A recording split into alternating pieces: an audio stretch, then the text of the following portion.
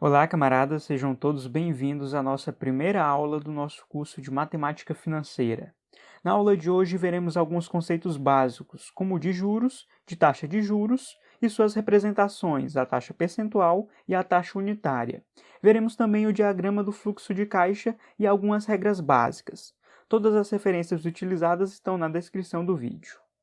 Podemos definir a matemática financeira como sendo o estudo do valor do dinheiro ao longo do tempo. Por isso, a matemática financeira é utilizada para analisar e comparar fluxos de entrada e saída de dinheiro de caixa nos diferentes períodos. Vamos entender isso melhor no decorrer das nossas aulas. Há uma diferença muito importante entre receber uma determinada quantidade de dinheiro hoje ou receber, por exemplo, daqui a 3 meses. As pessoas, no geral, tendem a preferir uma determinada quantia X hoje do que essa mesma quantia X daqui a 3 meses. Entretanto, se houver uma recompensa, ou seja, os juros, as pessoas podem estar dispostas a atrasar esse recebimento, que chamamos de entrada de caixa. Portanto, podemos entender os juros como uma recompensa por abrir mão de uma entrada de caixa por um determinado período. As taxas de juros precisam compensar 3 fatores: o risco, a inflação e o custo de oportunidade. Vamos entender cada um desses elementos. Primeiro, a taxa de juros precisa remunerar o risco presente no empréstimo ou aplicação. Há um risco por conta das incertezas em relação ao futuro. Segundo, é preciso compensar a perda do poder de compra gerado pela inflação. O aumento generalizado dos preços, a inflação, corrói o poder de compra de certo montante no decorrer do tempo, ou seja, a inflação corrói o capital. Por fim, é preciso remunerar o capital emprestado ou aplicado, ou seja, é necessário um ganho, o recebimento de juros, para compensar a privação do seu capital por um determinado período de tempo. O ganho auferido depende de outras oportunidades de investimento. Basicamente, a recompensa deve estar de acordo com a recompensa de outros investimentos. É o que a gente chama de custo de oportunidade, que é basicamente analisar o quanto você ganharia se tivesse investido em outras oportunidades de investimento. Como já compreendemos o conceito de juros, vamos agora entender o que é a taxa de juros. A taxa de juros nada mais é do que um coeficiente para determinar o valor dos juros, ou seja, para determinar a remuneração do capital durante determinado período. As taxas de juros estão sempre associadas a uma unidade de tempo, como mês, ano, trimestre, etc. Além disso, as taxas de juros podem ser representadas de duas formas: a taxa percentual, que é a mais comum, e a taxa unitária. A taxa percentual, como o próprio nome já diz, é a taxa representada em termos de porcentagem. Vamos supor, por exemplo, que um indivíduo investe R$1.000 que lhe rende juros de 10% ao ano. Para calcular quanto rende de juros ao ano, basta dividir o montante investido, R$1.000, por 100, que achamos o valor equivalente a 1%. 1.000 dividido por 100 dá 10, portanto 10 será equivalente a 1%. Para encontrar o valor de 10%, basta multiplicar 10 por 10, que é igual a 100.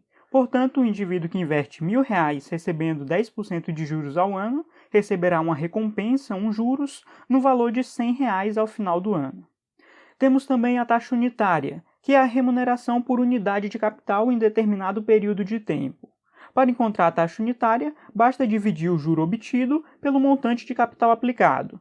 Pegando o nosso exemplo anterior, teríamos 100 dividido para 1.000, que é igual a 0,1.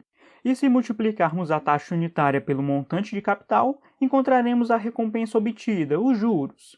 0,1 vezes 1.000 é igual a 100, assim como no exemplo anterior. É basicamente a mesma coisa, só muda a forma de representação. Para converter a taxa percentual em taxa unitária, basta dividir a notação da taxa percentual por 100. Para fazer o processo inverso, ou seja, passar da taxa unitária para a taxa percentual, basta multiplicar a taxa unitária por 100. Veja a figura que sintetiza essa conversão. Quando a gente for resolver questões de matemática financeira, utilizamos a taxa unitária de juros. Entretanto, geralmente as alternativas estão na forma de taxa percentual. Por isso é importante entender essa conversão. Vimos que a matemática financeira tem como um de seus elementos centrais o estudo dos fluxos monetários de entrada e saída de dinheiro de caixa nos diferentes períodos de tempo. Chamamos o conjunto dessas entradas e saídas de fluxo de caixa. Através do fluxo de caixa, podemos analisar e entender as mudanças que ocorrem com o capital no decorrer do tempo. Vejamos a figura que representa o diagrama do fluxo de caixa. Perceba que a linha horizontal representa a escala de tempo, o horizonte financeiro da operação. O ponto zero representa o momento inicial, enquanto os demais pontos representam o tempo, as datas. As setas para cima representam as entradas ou recebimentos de dinheiro, enquanto as setas para baixo representam as saídas ou aplicações de dinheiro. É importante destacarmos uma regra básica, de que é preciso que o prazo das operações e as taxas de juros sejam expressas na mesma unidade de tempo. Suponha que um investimento esteja, por exemplo, oferecendo juros de 2% ao mês, e os rendimentos sejam creditados mensalmente. Perceba que tanto a capitalização do fundo quanto a taxa de juros atendem à regra, ou seja, estão na mesma unidade de tempo, em meses. Mas se, por exemplo, uma aplicação for feita a prazo de um mês, mas os juros foram definidos em taxa anual, é preciso converter a taxa de juros anual para o intervalo de tempo definido no prazo da operação, ou vice-versa, o que for mais adequado para realizar os cálculos. Essa conversão, na mesma unidade de tempo, é fundamental para realizar os cálculos. Com isso, encerramos por aqui a nossa primeira aula. Qualquer dúvida, fique à vontade para perguntar e até a próxima.